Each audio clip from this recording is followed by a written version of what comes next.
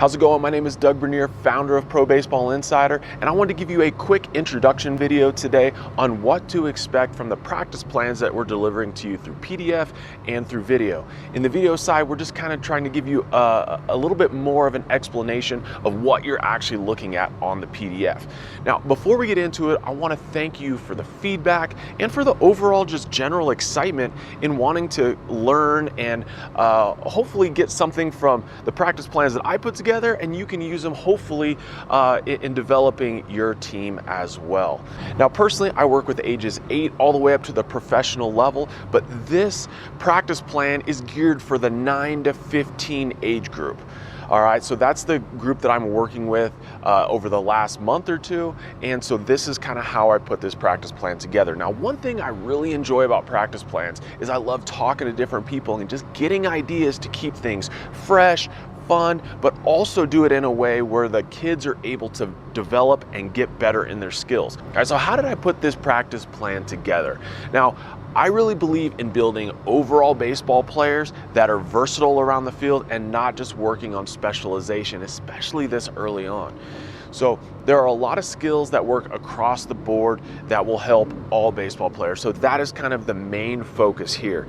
It's going to start with a catch routine. And you're going to see as we go through the catch routine, there are a lot of specifics inside that are going to be applicable to in-game scenarios. So that's really, really important. Playing catch is huge. Next is our skill development. That's going to be our on-knee glove work. We're going to be able to get a lot of quality reps in a very short amount of time. That's very important, especially for youth practices.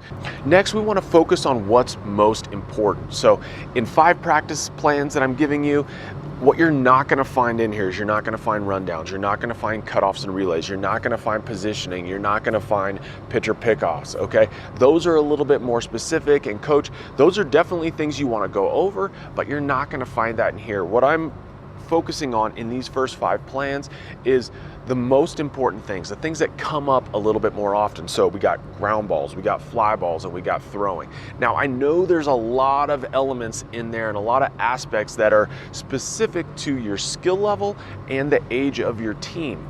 But those are the things I'm really trying to highlight and work on. I mean, if you only have 1 or 2 things to work on, because I know you're not able to practice as much as you would like with your youth teams, practice time is valuable, right? So really focus on the things that are going to happen most often in the games. And then finally, you'll notice as we're going through it, there's a lot of progressions built in.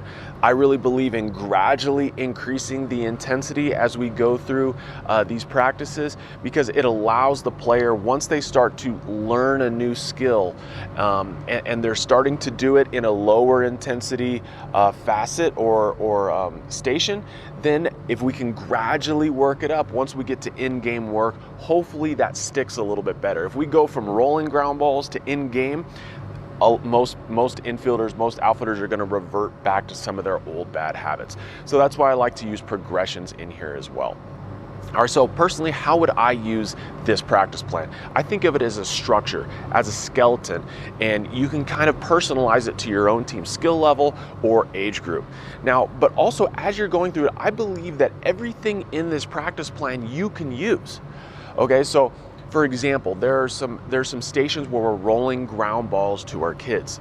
Now, I roll ground balls to my professional players that I work with, but the idea is we want to do different things. So with a 9U team that is new to baseball, when we roll ground balls, we're going to be very basic, right? We're going to talk about maybe gaining ground on the ball, getting our glove out early, and just catching the baseball, right? With my professional players, we're going to isolate something specific that we're going to work on. Maybe it's glove foot tempo, maybe it's posture, maybe it's our transition or throwing footwork, maybe it's ball security. I mean, there's a lot of things that we can isolate in the rolling aspect. So think of the rolling station, or if you're rolling a ground ball to your infielders, almost think of it like tee work and batting practice, where you have the luxury and the ability to isolate or really focus on one skill that you want your team or a particular infielder or outfielder to work on. So that is the first thing. Don't feel like anything in here is too basic or too advanced. Just tweak it slightly to the skill level of your team. And finally, there's going to be some stations, some drills that your team goes through really quickly.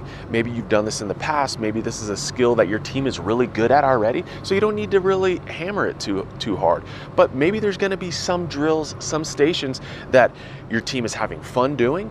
They're seeing a lot of improvement, or maybe it's something they haven't really worked on before, and that's an area where you can stay, and instead of the 3.5 minutes, maybe you're there for 7 or 8. So tweak the time, tweak what you're doing within these stations, and think of it more as a framework, because the 9 to 15 age gap is really, really big. So we're providing the framework, kind of you're gonna have to do the customization inside of this practice plan.